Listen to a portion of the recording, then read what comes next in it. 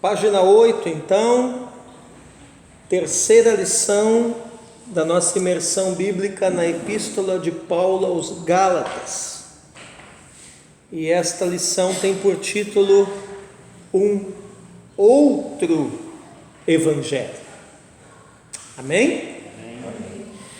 Bom, esse pessoal que eu falei anteriormente para vocês, os judaizantes, um pequeno grupo proveniente lá da igreja de Jerusalém, de irmãos convertidos, irmãos judeus, convertidos ao cristianismo, mas que infelizmente entraram por um caminho dogmático complicado, errado, difícil, um grupo pequeno, porém que fazia um grande barulho na igreja. Essa situação causada por eles, de querer colocar a circuncisão e a obediência a todos os princípios da lei de Moisés como um aditivo à fé salvadora, isso causou uma situação tão séria, que lá na Galácia eles convenceram rapidamente os irmãos sobre a necessidade de se converter ao judaísmo e de guardar a lei para ser salvo. Por que isso aconteceu? Volto a dizer, porque a Galácia, por que foi tão fácil, Angélica, por que foi tão fácil isso lá na Galácia? Porque a Galácia era uma região de gente simples. Então o Paulo vai dizer aqui em Gálatas 1,6, vamos ler juntos? Maravilho-me de que tão depressa passasseis daquele que vos chamou a graça de Cristo para outro evangelho. Amém? Veja bem, os irmãos da Galácia não tinham assim, Adonis, uma mente articulada como os irmãos de Corinto, como os irmãos de Éfeso, Então a simplicidade dos Gálatas, Elaine, tornava eles pessoas de fácil convencimento. E Paulo vai estar espantado, como eles retroagiram da graça de Cristo para a lei de Moisés. Não que a lei estivesse errada. A lei mosaica, ela só não pode ser tida como elemento de salvação. A lei mosaica não está errada, ela só não pode ser tida como elemento de salvação. Por quê, professor? Por um motivo muito simples, porque este não é o papel da lei mosaica.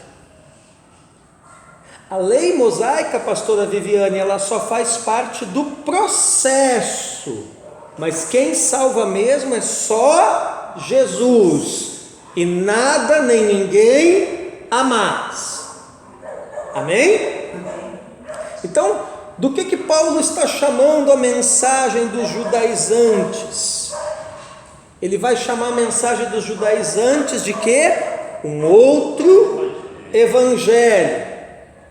Na verdade, ele está esclarecendo aqui que a mensagem dos judaizantes é uma perversão do verdadeiro evangelho. Amém? Toda vez que alguém vier com essa conversa para vocês, olha aqui um outro evangelho e tal, pode saber que é uma perversão do verdadeiro evangelho. Não existem vários evangelhos, existe um único evangelho de nosso Senhor e Salvador Jesus Cristo. Amém, amados? Então, ali, outra característica para nós escrevermos ali, a essência do evangelho, vocês já escreveram, uma mensagem autêntica, suficiente, completa, que mais? Única. Quer escrever ali, Elaine? Única, não há um outro evangelho, embora aqui Paulo fale disso, Paulo acaba chamando essa mensagem deles de um outro evangelho, que na verdade não é, porque evangelho é um só. Então, O Paulo vai esclarecer isso, né? Ele diz assim: olha, estou maravilhado que tão depressa vocês passaram daquele que vos chamou da graça, daquele que vos chamou a graça de Cristo para outro evangelho. E aí ele vai esclarecer aqui no verso 7, o qual não é outro, né? Então, do que eu estou falando aqui? Eu estou falando de uma perversão. Do que eu estou falando aqui? Paulo, em outras palavras, Paulo está dizendo aqui o seguinte: eu estou dizendo para vocês que esse aparente outro evangelho não é outro, é uma perversão do verdadeiro evangelho. Ou seja, tudo aquilo que vem como outro evangelho sempre será uma perversão do verdadeiro evangelho. Amém? Gálatas 1,7, vamos ler juntos. O qual não é outro, mas há alguns que vos inquietam e querem transtornar o evangelho de Cristo. Veja bem, lembra que eu falei que era um grupo pequeno, mas muito barulhento, né? Você viu ali que ele diz a quem? Alguns, não são todos. Não são todos os irmãos de origem judaica. Há alguns que vos inquietam e querem transtornar o evangelho de Cristo, ou seja, causar transtorno, causar polêmica, né?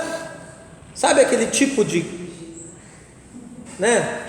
Tem lá a pastora Vera na sua igreja, tem lá o pastora Viviane, Donis, lá na Chama, tem lá aquele tipo de irmão meio polêmico, né? Agora não confunda, viu? Eu não estou falando dos irmãos que têm dúvidas. Tem irmãos que têm dúvidas sinceras e que precisam ser doutrinados. Não estou falando desse, né? A pessoa que tem necessidade de discipulado é uma coisa, né? De ser doutrinado. Estou falando daquele cara que quer enxergar pelo em ovo, né? Esses judaizantes eram pessoas bem instruídas, né? Claro. O problema é que hoje quem quer dividir o evangelho são pessoas que ignoram essa palavra. Não, pior tipo assim, né? Pelo menos esses aqui eram uns polêmicos refinados, né? Eram uns polêmicos com P maiúsculo, né? Hoje em dia, da luz da verdade você podia reverter a chave. Tinha conteúdo para reverter. né? Hoje em dia, pior é isso, né? Tem gente que, né? Tem gente que quer ser polêmico, mas não tem nem o P para começo de conversa. A polêmica hoje não é na palavra, é na conduta, né? Sim, no costume. Vamos lá, gente. Então, quem eram esses judaizantes? Irmãos de dentro da igreja. Você está vendo que o problema estava dentro, não estava fora, né? Pergunta: o que é a graça de Cristo? É a salvação gratuita sem você precisar fazer ou merecer nada para ser salvo. A única coisa necessária é a fé. Sublinha todo esse parágrafo. Aqui está o conceito, que é a graça de Cristo. É a salvação gratuita, sem você precisar fazer ou merecer nada para ser salvo. A única coisa necessária é a fé. Diga fé. Então eu ainda estou fazendo a síntese do livro, viu? Nós não entramos ainda nas águas mais profundas, não. Então o que nós estamos vendo aqui nessa síntese, Beriana? O que a carta aos Gálatas vai defender? Vai defender a graça sem atacar a lei. Por que, Rafael? Porque são dois lados diferentes de uma mesma moeda. Amém? E por que eu digo isso? Porque a lei, Jorge, é importante, porque a lei também é de Deus. Paulo vai falar aqui que a lei também é de Deus. Se você observar bem os versos 3 e 4 aqui, do capítulo 1 de Gálatas, nós vamos perceber que Paulo coloca aqui, ó, a essência do Evangelho, ó. Gálatas 1, 3 e 4. Vamos ler juntos?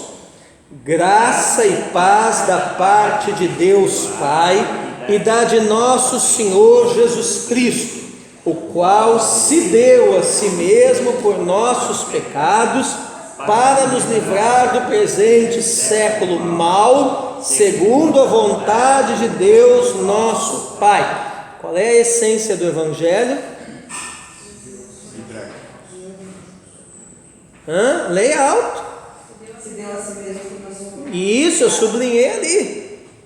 Então Paulo já começa ali mostrando, ó, no 3º e 4º versículos do capítulo 1, a essência do Evangelho. Cristo se deu a si mesmo por nossos pecados. Não foi Moisés, não, foi Cristo. Amém? Então, eu acho que ali no nosso quadro... Oi? A essência é o vitupério. Isso. Eu acho que ali no nosso quadro, então, a essência do Evangelho, né? Eu acho que em cima ali, ó, de essência do Evangelho, alguém poderia colocar essa referência, Gálatas 1, 3 e 4. Faltou a referência, né? Eu deixei sem de propósito. Então quem é que vai? Gálatas 1, 3 e 4. Ó, põe ali em cima, ali, entre imersão bíblica e essência, ali cabe, né? Gálatas 1, 3 e 4. Está aí a essência do Evangelho na Epístola de Paulo aos Gálatas. Aqui, né, pastor? Isso aí, pode ir por aí. Por que aí? Porque embaixo nós vamos continuar preenchendo. Amém, gente? Amém. Então vamos lá. Então o que Paulo está mostrando aqui, ó, nessa carta, né? A essência do Evangelho. Você percebe que Paulo não faz saudação nenhuma. Ele vai direto, irmã Joias, ele mostra a essência do Evangelho. Qual é a essência do Evangelho? Jesus Cristo se deu a si mesmo pelos nossos pecados. Ponto. Nem mais, nem menos. Simplesmente, tão somente isso. Jesus Cristo e mais ninguém. Não foi Moisés, não foi Pedro, não foi Paulo, não foi judaizante. Jesus Cristo e mais ninguém se entregou pelos nossos pecados. Você pode dar um glória a Deus aí? Glória a Deus. E Paulo aqui está falando para alguém que sabe muito bem do que ele está falando. Por isso que Gálatas 1, 6 e 7, ele vai falar que tem um evangelho de onde eles partiram e agora estão desvirtuando esse mesmo evangelho, indo para um lugar que não tem salvação. Então eles estavam retrocedendo. Ou seja, o que é retroceder na fé? A gente pensa assim, né? Fulano desviou assim, foi para o mundo, foi para balada, foi não sei para onde, né? Não. Isso também é claro. Isso também. Pior que isso. Mas pior que isso, toda vez que eu desvirtuar a essência do Evangelho, eu estou desviando. Toda vez que eu desvirtuar a essência do Evangelho, eu estou retrocedendo na fé. Então eu não preciso ir lá para o mundo para desviar, para retroceder na fé. Eu posso desviar, retroceder na fé dentro da igreja, fazendo todos os rituais, como os judaizantes faziam, né? Basta simplesmente eu desvirtuar a essência do Evangelho.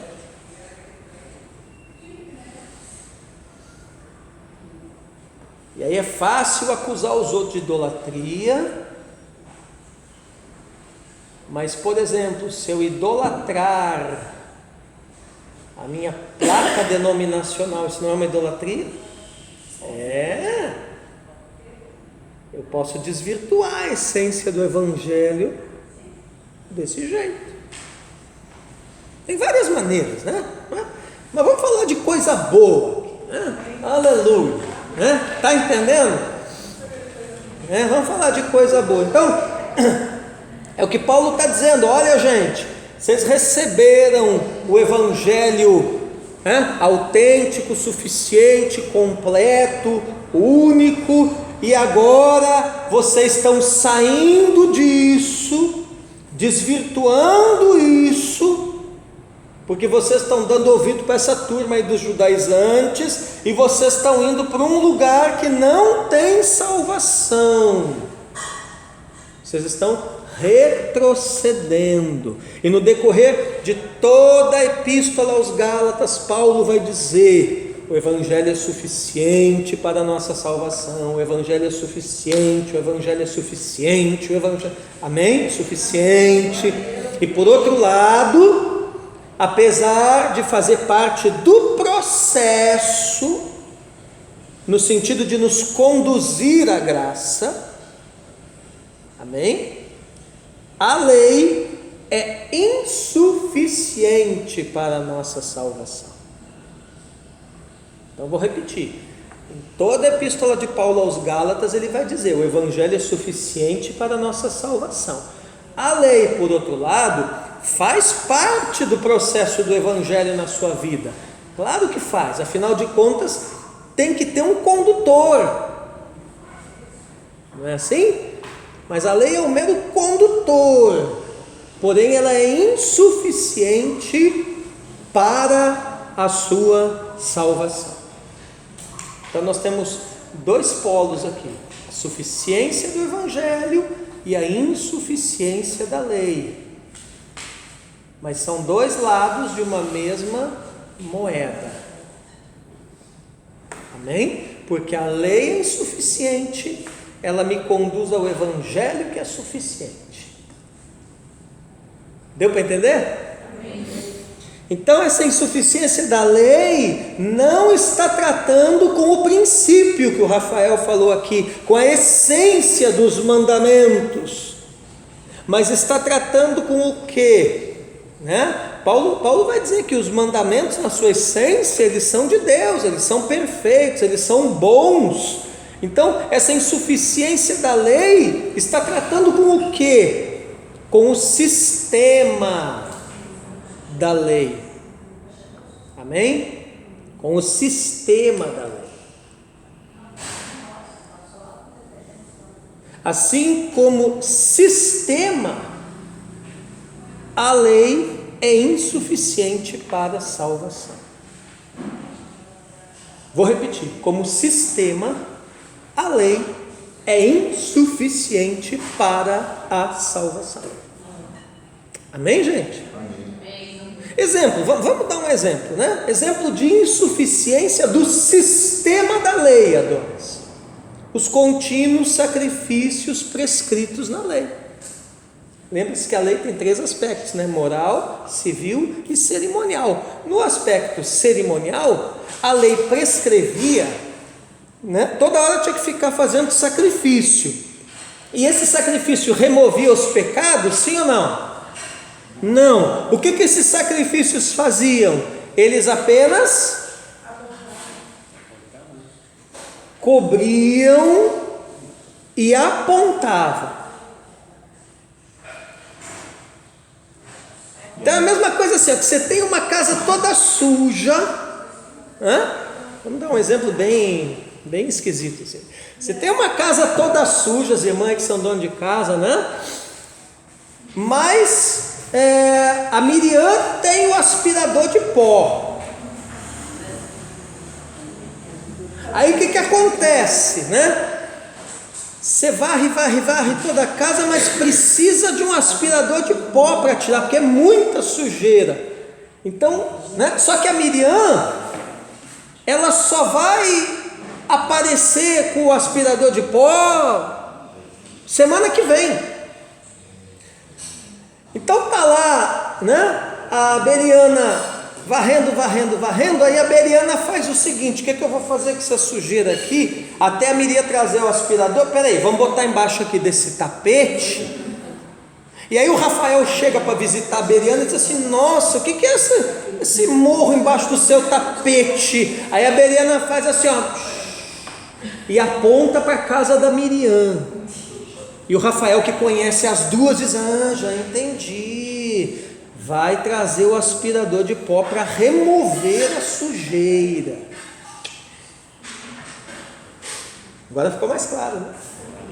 Entende? Então, o sistema cerimonial era assim, entendeu?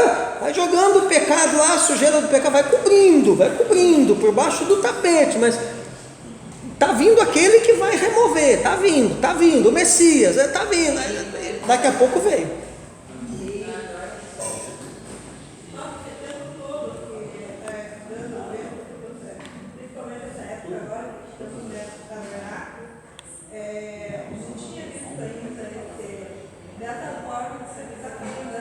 Esse ângulo.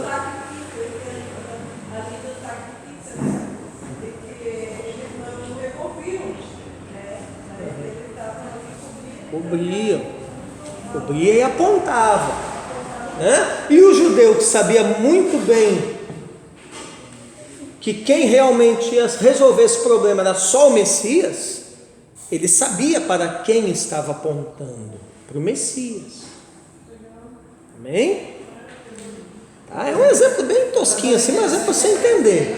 É interessante que olhando com esse foco, a gente vê aí uma outra que por terra, né? Que é do Antigo Testamento.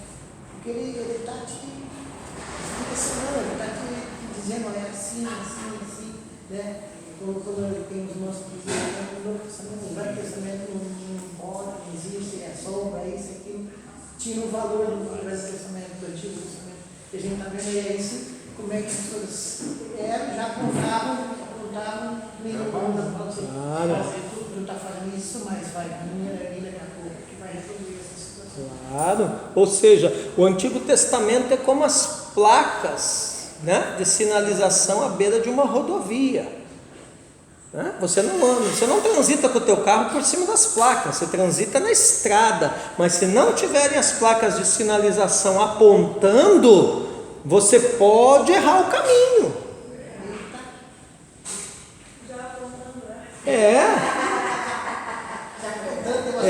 Às vezes apontando tem gente que erra, né? Amém? Os judaizantes foi isso, né? Até com a placa, velho, eles conseguiram errar, entendeu? Se testa errado, pode botar aqui que eu conheço o cara. Isso aí. Então assim, ó, você estava dizendo que o GPS do Paulo estava errado, né? Então o negócio é o seguinte, gente, o sistema, né? Como sistema para a salvação, a lei é insuficiente. Exemplo da insuficiência do sistema da lei, os contínuos sacrifícios prescritos. Eles não removiam os pecados, apenas cobriam e apontavam para um sacrifício perfeito que viria. E este sacrifício perfeito, sim, iria remover perfeitamente os pecados, inclusive com efeito retroativo, viu? Viu isso aqui? Quando Jesus morre na cruz, ele morre pelos pecados de todo mundo. Então quem viveu no sistema do Antigo Testamento acreditando, né? O que é acreditar? Acreditar é ter fé que um dia o Messias viria, morreu salvo pela fé, mesmo não reconhecendo, né? Aí que entra a questão da sombra das coisas que virão, entendeu? Morreu salvo pela fé. Por quê? Porque olhou com fé, né, na direção da vinda do Messias. Entende? Então a salvação nunca foi pela lei, mesmo na vigência da lei, a salvação sempre foi pela fé. Na vigência da lei, a lei apontava para o Messias que viria, e enquanto ele não vinha, ela ia cobrindo temporariamente os pecados. E foi profetizado pelo próprio profeta que entregou a lei. Pelo próprio Moisés. Exatamente. Então, os santos do Antigo Testamento morreram salvos? Sim. De que jeito? Exatamente do jeito que você e eu somos salvos, pela fé. A diferença é que eles creram num Messias vindouro, né? O fato histórico ainda estava por acontecer. Nós hoje cremos num Messias que já veio, o fato histórico já aconteceu. Então a única diferença entre a salvação do rei Davi e do Adonis hoje é a questão cronológica, só isso. Quando você fala que ele levou o cativo o cativeiro, os pagãos, no caso, são salvos anteriormente a Jesus? Quem não conhecia, quem não... Não, aí não. Aí não, tem que estar, salvação é pela fé, né? Por exemplo, existem muitos povos ali, né, que tiveram relação com Israel, aos quais também o Messias, né, tem gente do Antigo Testamento que se salva, por exemplo, Ruth, que era moabita, né? Agora, exatamente, conheceu lá o Deus de Noemi, né? Agora, num primeiro momento aqui, qual era a função da nação de Israel? Ser uma nação sacerdotal para levar outras nações ao Messias. Agora eu não tenho como te dizer quem foi salvo e quem não foi. Oi? Ela cumpriu a sua obrigação? Em partes, né? Bem em partes, né? Hoje não cumpre mais, né? Não cumpre mais. Hoje essa função pertence à igreja. A gente pensa num povo igual, tipo, da Ásia, né? Que eram os bárbaros. Certo? Eles tiveram essa oportunidade. Essa oportunidade de se, né, de crescer. Aí a gente fica naquela. Uma vez eu ouvi isso daí, desse texto. E esse texto da parte assim, para que todos foram salvos antes de Cristo. Não é bem assim, não. É pela fé nele. Pela fé nele. Amém? Não se esqueçam também, tá? Que nessa época quem era a nação sacerdotal e divulgava isso era a nação de Israel, mas também tinha judeu espalhado pelo mundo inteiro, né? Inclusive essa foi uma das grandes vantagens, vamos dizer assim, toda coisa ruim tem um lado bom, né? Foi uma das grandes vantagens, por exemplo, do cativeiro em Babilônia, né? Porque a partir dali eles foram espalhados, né? Por isso que na antiga aliança você vê Deus pulverizando hebreu aí pelo mundo inteiro. Eles tinham que estar pulverizados pelo mundo, porque para, através da lei, apontarem também para o gentil que um Messias viria. O plano de Deus ele nunca vai ser impedido. Tipo, vamos supor, Israel era a nação sacerdotal. Ela não fez, de algum jeito o plano vai acontecer. Vai acontecer. O poder de mudar. Sim, o propósito dele se cumprirá. Amém, gente? Então, olha ali, né? Então, o que eu estou dizendo aqui? Deixa eu me achar aqui. Então, quem viveu no sistema do Antigo Testamento, né, acreditando que um dia o Messias viria, morreu salvo nesta fé em acontecimentos futuros. Quando a Bíblia diz que o Senhor morreu e levou cativo ao cativeiro, está dizendo dessas pessoas que viveram no Antigo Testamento e morreram olhando com fé na direção da vinda do Messias. Amém? Então a vinda de Jesus Cristo fez o quê?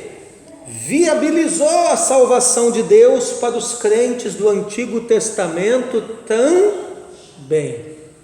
Sublinha essa frase ali. A vinda de Jesus Cristo viabilizou a salvação de Deus para os crentes do Antigo Testamento também. Amém? Então a salvação deles se igualou à nossa. Por isso que não tem sentido nós queremos nos salvar pela mesma via que eles. Por quê? Porque a via ou o sistema de salvação deles conduziu ao nosso. Vou repetir. A salvação deles se igualou à nossa, porque o sistema da lei na época do Antigo Testamento apontava para a fé no Messias. Eles foram salvos pela fé no Messias, não pela lei. Então, se a salvação deles se igualou à nossa, por que nós vamos querer realizar a nossa salvação usando um sistema que conduz ao que nós já temos, está entendendo? Por que eu vou querer usar uma coisa que conduz ao que eu já tenho? É a mesma coisa que o cara que vai na concessionária. Você já pensou? Vamos profetizar aqui, né? Chega lá na concessionária a pastora Viviane, né? Diz assim, aí chega lá o Victor, né? Tá com cara de vendedor de carro, né? Chega lá o Victor e diz assim, muito bem, bom dia, a senhora está aquele papo de vendedor, né? O que a senhora gostaria? Olha, nós temos os últimos modelos aqui, 0 quilômetro, né? Não sei o que, não sei o que lá e tal. Aí ela diz, não, eu quero comprar um carro sim, né? Mas eu quero comprar um Fusca velho. Vocês vendem aí?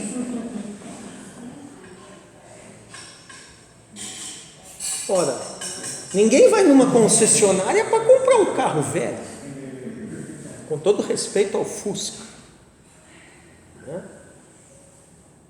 Mas ninguém vai na concessionária comprar um carro velho. Você vai na concessionária trocar de carro, você quer o quê? Um carro novo, um carro melhor, um carro mais moderno, não é assim? Então nós já temos o novo, o melhor, o mais moderno. O que Paulo está falando para os Gálatas, vocês já têm isso. O que vocês querem? Retroceder lá para o sistema antigo? O sistema deles trouxe eles até o que vocês têm. Por que vocês querem retroagir? Deu para entender? Isso é o que a gente estava conversando anteriormente, que muitos que são contra, às vezes essa parte judaica da igreja hoje, ele usa esse termo para combater as práticas judaicas da igreja. Vocês estão querendo retroceder às pessoas. Mas aí não é uma questão de retrocesso, aí é uma questão de identificação, né? Quer dizer, volto a citar as festas bíblicas. Por que eu vou me identificar com algumas festas, né, que a igreja celebra, que tem uma conotação vinculada ao paganismo? Por que eu vou celebrar esse tipo de festa se eu posso celebrar outras que têm uma conotação, um vínculo escriturístico? Eu prefiro muito mais o que é escriturístico. Utiliza hoje como um vínculo, mas não como uma medida, né? Essa é a pegada dos dias de hoje. É um vínculo com os pais da igreja. Sim, mas não uma medida para se alcançar Jesus. Sim, exatamente. É uma memória. A palavra é memória. Tanto é que o meu artigo lá da graduação é esse, né? As festas bíblicas como elemento de preservação da memória e história de Israel e da igreja. Até mesmo que você analisar o texto, vai dizer que esta festa será comemorada perpetuamente. Pois é, aí é complicado, mas aí eles vão dizer assim, mas é perpetuamente para os judeus. Pois é, perpetuamente para os judeus, mas aí como é que você explica passagens como, por exemplo, aquela passagem que diz assim, que haverá um tempo que na festa dos tabernáculos as nações gentílicas subirão. E aí? Então não é só para os judeus, mas isso é outro assunto, né? Vamos voltar para Gálatas aqui, tá? Vocês estão começando a ficar bom nesse negócio aqui. Vamos lá. Então, gente, tá cheirando, hein? Aleluia. Então a salvação deles se igualou à nossa, tá? Não tem sentido queremos nos salvar, irmão Jorge, pela mesma via que eles, porque a via de salvação deles conduziu a nossa, onde ocorre de fato, completamente e perfeitamente a salvação. Então, os santos do Antigo Testamento, Malaquias, eles foram salvos pela fé numa expectativa futura. Aqui em Gálatas, Paulo vai chamar isso de promessa. Eles foram salvos pela promessa que o Messias viria. Quem é a promessa? A promessa é o próprio Jesus, é o próprio Cristo. Um outro livro da Bíblia que vai explicar essa questão muito bem é a Carta aos Hebreus, que um dia o seu desejo se cumprirá e nós faremos uma imersão nela. Amém? Bom, conforme a opinião de alguns filósofos, o cristianismo é a religião mais sofisticada que existe. Vocês sabiam disso? Nós somos salvos pela fé em Cristo, mas numa perspectiva passada em relação ao momento histórico da sua morte por nós. Agora, os crentes do Antigo Testamento são salvos pela fé em Cristo, no Messias, numa perspectiva futura em relação ao momento histórico da morte de Cristo por eles. Nós somos salvos pela graça de Deus em Cristo, amém? Eles foram salvos dentro do sistema da lei, que apontava para a sua salvação como uma realidade concreta nessa mesma graça de Deus em Cristo. Professor, quem falhou na lei, mas cria no Messias, foi salvo? Tipo, anteriormente a Cristo. Eles falharam na lei, tropeçaram na lei, alguns mandamentos. Todos falharam na lei. Todos falharam. Ninguém. 18 mandamentos, não tem jeito. Entendeu? Todos falharam. E é nesse sentido que o Paulo vai chegar a dizer lá, porque todos pecaram. A lei não tem como você. Mas a ideia é essa. A ideia da lei é justamente ela ser um mecanismo condutor que destaca a minha incapacidade para daí eu ir ao Messias, eu chegar ao Messias, que é aquele que é perfeitamente capaz de me salvar. Esse é o propósito. A lei é justamente esse o propósito, ela ser impossível de Fazer ser. o céu e eu em mim mesmo. Exato. É conduzir você para Cristo, porque é Ele que vai salvar. Exatamente. Bem-vinda, Jorge, sua amada. Amém, gente? Bom, podemos ir adiante? Vocês já estão com fome? Quando a gente olha ali para aquele grupo, você falou que Tá, só um pouquinho. Escuta aqui o que o Malaquias está falando. por exemplo, quando você, hoje, a gente ora, tem a revelação do Espírito Santo, tudo que nos vai posicionando perante a presença de Deus. Mas eu fico me imaginando assim, aquele povo que tinha que se ajoelhar na frente do saco lá no grupo do Mesouro, aquela coisa. O cara tem a convicção que não vai fazer aquilo, que acredita que é algo melhor dentro para si. Eu olho a dificuldade, eu olho o tamanho da fé. Eu olho o tamanho da fé. Sim, o que tu está dizendo é o seguinte: eles tiveram muito mais fé do que nós. Claro, porque eles tiveram que crer num negócio que ainda iria vir, e eles nem sabiam quem era o fulano, eles sabiam que era o Messias, mas não sabiam quem. Agora nós cremos num negócio que já aconteceu, já sabemos quem fez. Temos o Espírito Santo aqui nos Temos o Espírito Santo, temos a palavra que hoje em dia é completa, né? Entendeu? Você fala que a concorrência era desleal, né? Porque no paganismo lá tinha templos lá que o cara levava a oferta, ainda tinha as prostitutas do templo que literalmente rolavam loja ali. Claro. Era uma coisa que ia abençoar ele. O cara ofertava, entrava em contato com Deus, né? Claro. Levava o chamego e voltava para casa e deu certo. Ainda achava que estava na bênção. Meu irmão, era carne. Resumindo, então, a gente só vai para o inferno se quiser. Isso, e resumindo então, não podemos tacar pedra neles, nos santos do Antigo Testamento, porque se você for olhar por esse ângulo, eles creram até muito mais do que nós. Vamos lá, gente, vocês estão ficando bom nesse negócio. Aleluia. Então, o fato da lei ser insuficiente não significa que ela não presta. Paulo em nenhum momento defende ou ensina a anulação da lei. simplesmente Paulo mostra que o fruto do Evangelho é graça e o fruto da lei é obras. Amém? O fruto do Evangelho é graça e o fruto da lei é obras.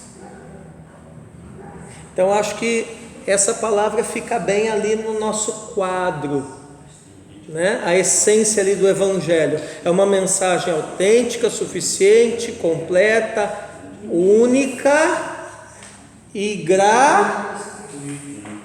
graciosa.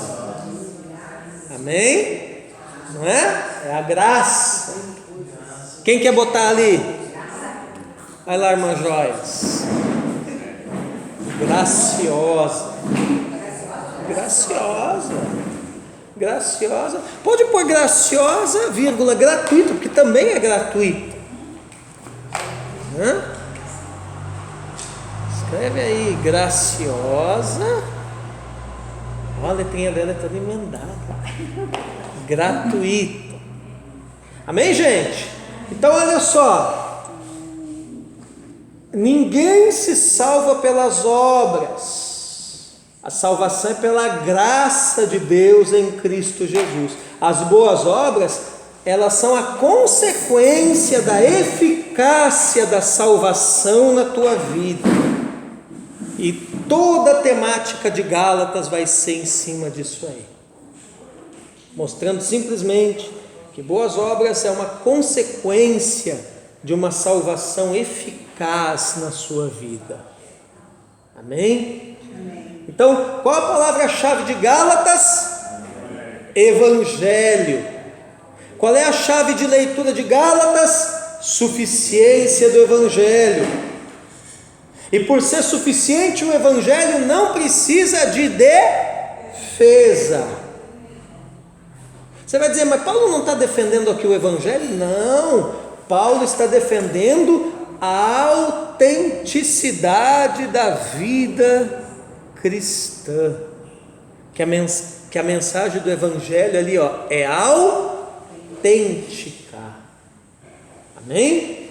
Se alguém afirmar que o Evangelho não é suficiente para a salvação, isso significa que a experiência que ele teve com Jesus não é autêntica.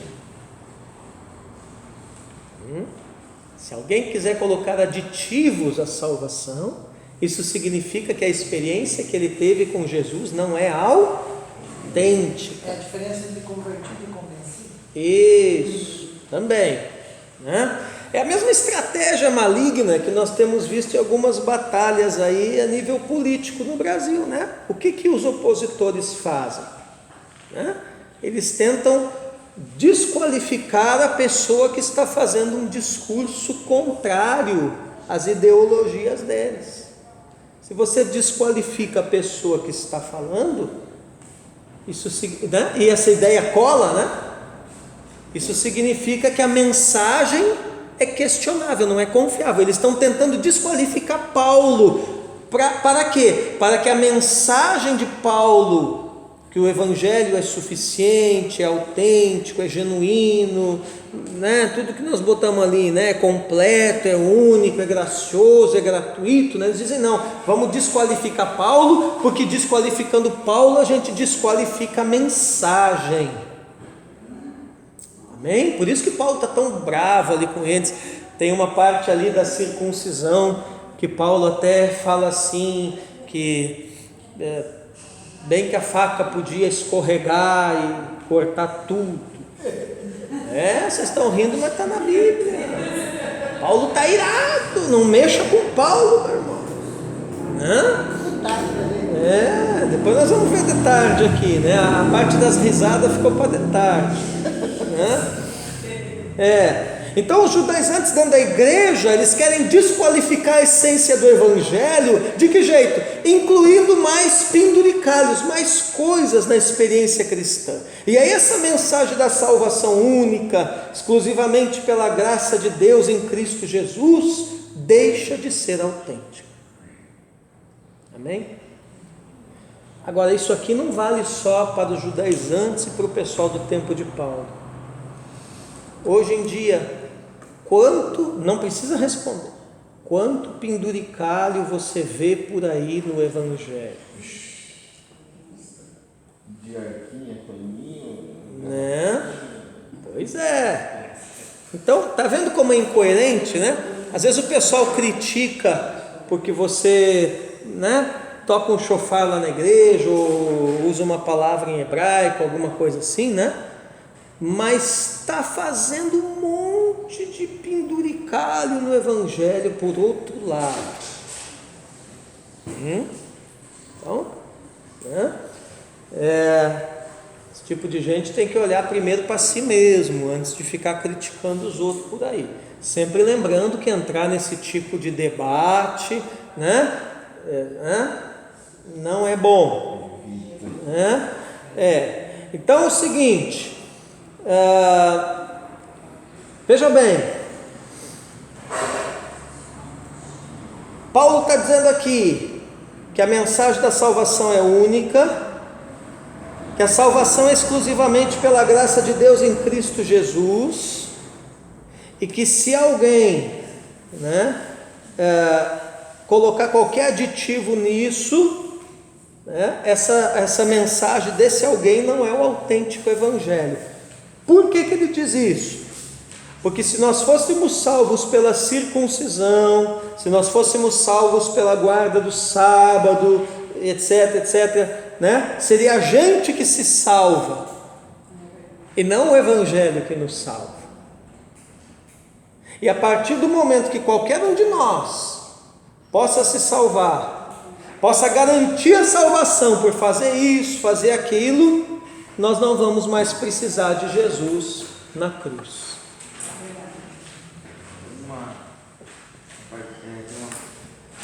A galera fala, não faço coisas para ser salvo, mas porque fui salvo. Isso, a motivação de você fazer para Deus, né, e para o próximo também, né? É porque